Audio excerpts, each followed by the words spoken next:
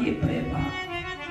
అమ్మా, నీవు నదిలో వదిలిపెట్టినప్పుడు సుతుని చేతికి దొరికింది. సుతకలత్రము పాలు త్రాగి సుతకులాంగనను పరిణయమాడితి.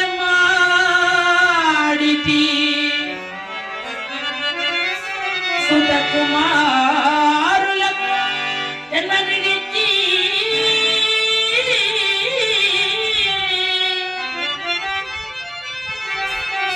సర్వప్రపంచము చేత సూతుడు సూతుడని ముద్రగలించిన నేను ఇప్పుడు నేటికి నేను రాజునా చెప్పుకుంట భవ్యమకో అమ్మా అమ్మా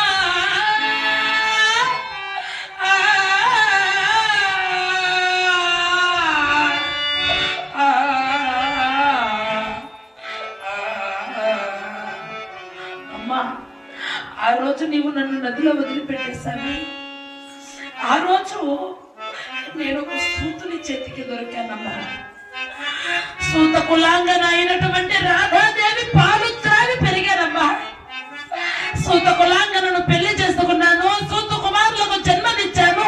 సూతుడు సూతుడు సూతుడు సూతుడు అని ప్రపంచం చేత ముద్ర వేయించుకున్నాను.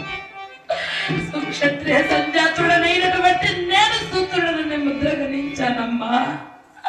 అలాంటిది ఈ రోజు నేటికి నేను ఒక రాజునని చెప్పుకుని ఈ పక్షానికి రమ్మంటావా?